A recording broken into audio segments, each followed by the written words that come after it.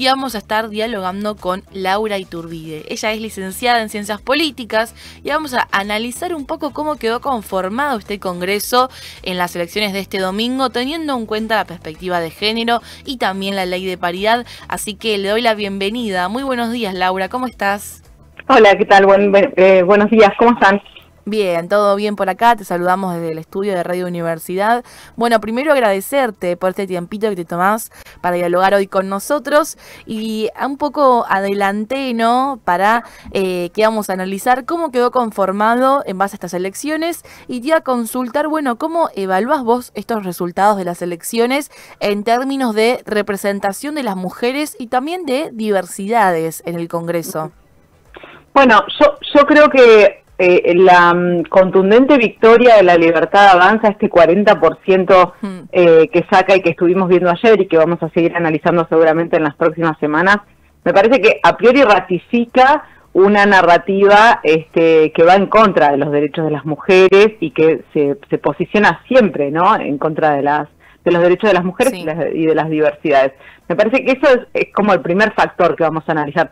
Después, siempre es para analizar cada partido político, qué posiciones tiene, qué banderas reivindica, y en eso hay algunos puntos en los cuales Fuerza Patria tiende a tener una defensa de los derechos de las mujeres y de las diversidades, por supuesto que la izquierda también, pero me parece que la narrativa del gobierno nacional, en donde permanentemente está poniendo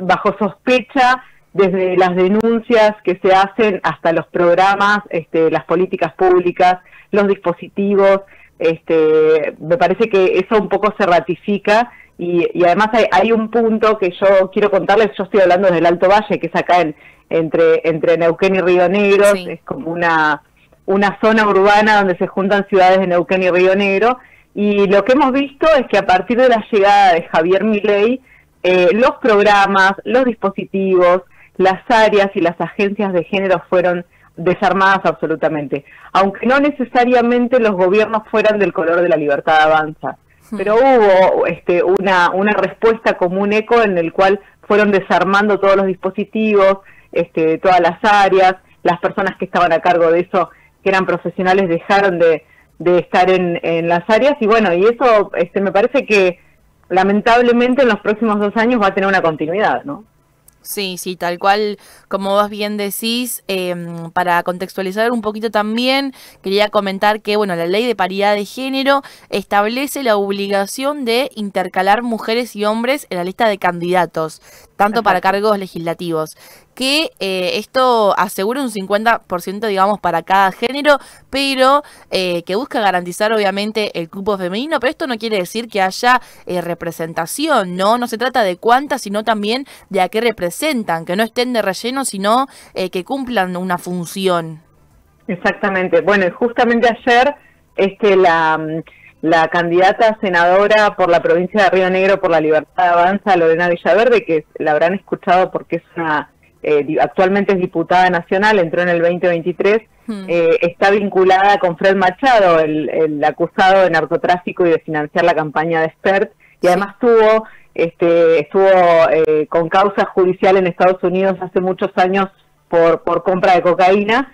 Ella ayer, cuando fue a votar, dijo de que todo esto era una campaña sucia, esto que decían sobre ella y sus vínculos con el narcotráfico, por ser mujer, ¿no? Que lo tomaba como una cuestión de género, pero después en la práctica acompañan todas las iniciativas que ponen en duda las denuncias que se hacen, siempre burlándose del cierre del Ministerio de las Mujeres, siempre acompañando esas iniciativas en las cuales se cuestiona la importancia la perspectiva de género en las políticas públicas, sobre todo la transversalización de las políticas públicas con perspectiva de género. Así que ahí aparecía. Y por otro lado, así como otro dato de color, sí, Aníbal Tortorielo, que acompaña a Lorena Villaverde, la senadora, allá es senadora porque ya ganó ayer, el diputado nacional que otra vez va a ser reelecto por La Libertad Avanza, Aníbal Tortorielo, en 4 años presentó 3 proyectos de ley. Uno de ellos tiene que ver con quitarle, entre otras cosas, quitarle el patrocinio jurídico gratuito a las mujeres víctimas de violencia. Así que imagínense el nivel de discusión que tienen con respecto a la perspectiva. Sí, tremendo. Este proyecto de ley, la verdad, cómo influye. Y en este sentido quería preguntarte, bueno, ¿cómo ves vos la representación de las mujeres ya comenzando con, bueno, las listas, ¿no? Donde más del 60% de las listas estaban encabezadas por varones. Sí, sí, y sobre todo también un dato que me parece que es importante en esta discusión es los gobernadores, todos varones. No, ahí también hay se volvió a ver nuevamente fotos donde solamente hay varones de saco y corbata, ¿no? Una cosa que antes que pensamos que habíamos dejado atrás y que tiene mucho que ver con lo simbólico, la ausencia de figuras tanto de las mujeres como de las diversidades, ¿no? Se volvieron a omitir, nos volvieron a poner en un lugar de invisibilidad. Pero igualmente yo creo que, bueno, como todo, ¿no? Son ciclos, son momentos.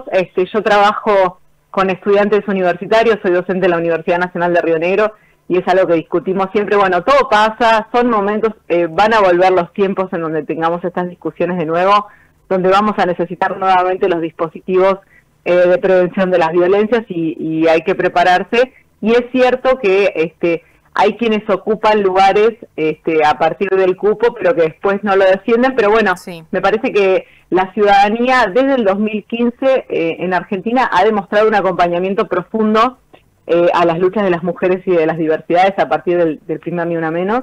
Y yo creo que eso se sostiene, más allá de que hoy la gestión de la presidencia está en contra y con una narrativa muy fuerte. Yo creo que igualmente pasa lo mismo que con los derechos humanos, con la memoria, la verdad y la justicia. Me parece que los derechos de las mujeres y de las diversidades ya ocupan un lugar que es muy difícil correr en la ciudadanía argentina. Sí, sí, tal cual, como bien decías, ni hablar de las diversidades como nombramos recién. En estas elecciones no hay personas, digamos, trans con posibilidad de llegar al Congreso ni ninguna otra posibilidad, digamos. No, y quizás hay también una crítica para la oposición, que ha dejado de discutir lo que veníamos discutiendo, las discusiones sobre los cuidados, las discusiones sobre los cupos laborales, y yo lo pensaba en estos días. Javier Milei sale en plena campaña a decir que se viene una reforma laboral acordada con el Fondo Monetario Internacional, y desde la oposición, con la cual yo simpatizo, digamos, con el Espacio Nacional y Popular, no hubo una respuesta contundente sobre la necesidad de una reforma que incorpore el criterio de los cuidados, que revise la importancia de la paternidad y de la maternidad. Me parece que ahí también, cuando no se discuten algunos puntos o no se discuten algunos ejes, bueno, termina ganando la mirada hegemónica que se plantea, ¿no? Sí, sí, tal cual como recién, bueno, nombramos que el problema tampoco son cuántas mujeres, sino también, bueno, las perspectivas y lo que representan, ¿no? En este caso, en estas elecciones, hubo también muy pocas mujeres que encabezaron la lista, incluso se dio la situación de la baja de Spert, que habían dicho en un momento que subían a Karen Reichert, que después no, finalmente fue Diego Santilli, como estas posicionamientos también, ¿no? Cómo usan la ley a su favor, en este caso de Karen Reichert, que podría haber ido como primera candidata, pero sin embargo, decidieron poner a un hombre. Exactamente. Bueno, sí, hay una esto que decíamos de la narrativa, ¿no? Y que no es solamente en Argentina, sino que tiene que ver con una movida geopolítica en donde la derecha muestra su lado más bizarro, quizás tenga que ver con alguna crisis del neoliberalismo puro, del capitalismo neoliberal, pero lo estamos viendo en distintos lugares del planeta, en el cual estas derechas vienen con un discurso como le dicen, anti-woke en Estados Unidos, y que tiene que ver con pelearse con la perspectiva de género, con las luchas feministas.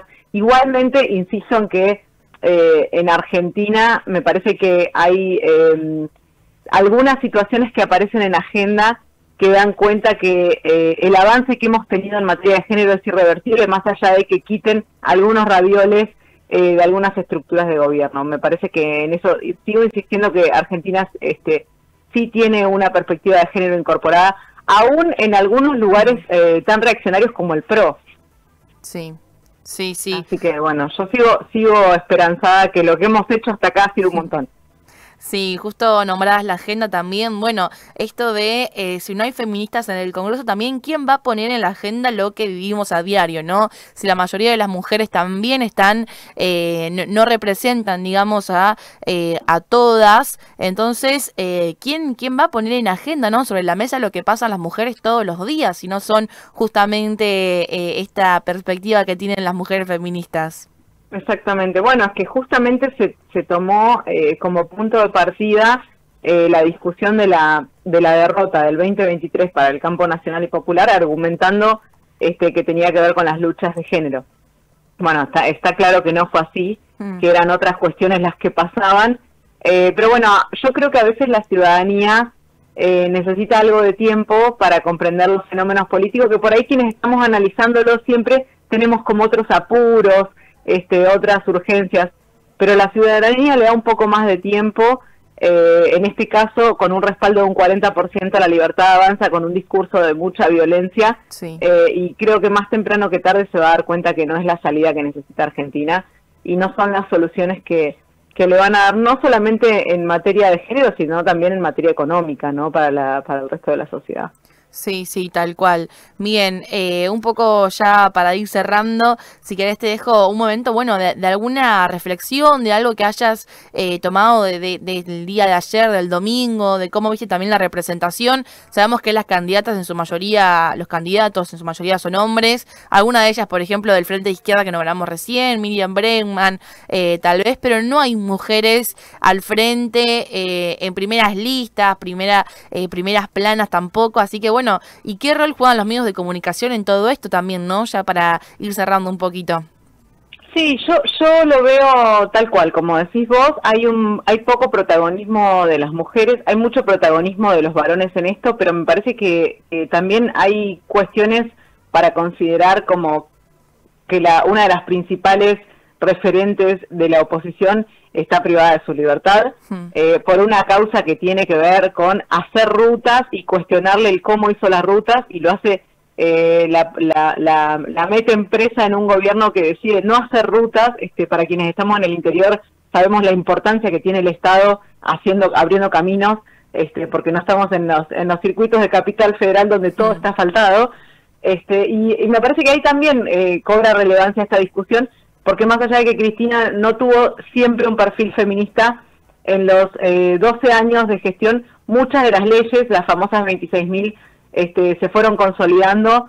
De a poco se fue conformando un espacio que empezaba a reconocer los derechos, no solamente de las mujeres, sino también de las diversidades, y que lamentablemente esto de que hoy esté privada de su libertad habla un poco de cómo el sistema político se siente cómodo, o los varones del sistema político se sienten cómodos con estos liderazgos femeninos disciplinados.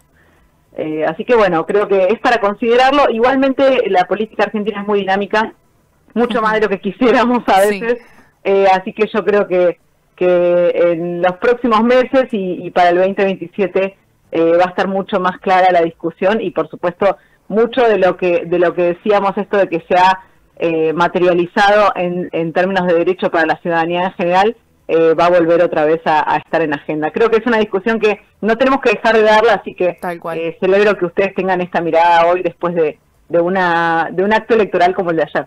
Bien, sí. Bueno, un poco la frase esa que se repite mucho, que una semana en Argentina es como 2 años en cualquier otro lugar en cualquier otro país por la movida política. Totalmente. El largo plazo es en 15 días acá. Sí, bueno, Laura, muchísimas gracias por tomarte este tiempo y dialogar con nosotros. Como bien dijiste, nos parece súper importante poder problematizar un poco, tener esta perspectiva de género sobre estas elecciones, así que te agradecemos muchísimo por tu tiempo. Gracias a ustedes, un abrazo y a disposición. Bien, hasta luego. Chau, chau. Bien, estábamos dialogando en este momento con Laura Iturbide, licenciada en Ciencias Políticas, para, bueno, comentar y analizar cómo había quedado conformado el Congreso, poder problematizar estas elecciones teniendo en cuenta la perspectiva de género, la ley de paridad también, que habíamos hablado de esto. Esta es una ley que establece la obligación justamente de intercalar mujeres y hombres en las listas de candidatos para cargos legislativos nacionales, asegurando una representación equitativa del 50% para cada género. pero esto no quiere decir que represente igualmente a todas. También esta normativa busca, bueno, garantizar la participación, ¿no?, en la política, complementando con la ley de cupo femenino, que exige un mínimo del 30% de mujeres en las listas, que muchas, para no decir, bueno, para poner gente de relleno, sino de, bueno, la representación que tienen las mujeres en todas las listas, la poca cantidad de mujeres que van al frente en las candidaturas, así que estaríamos hablando un poquito de esto con la licenciada Laura Iturbide.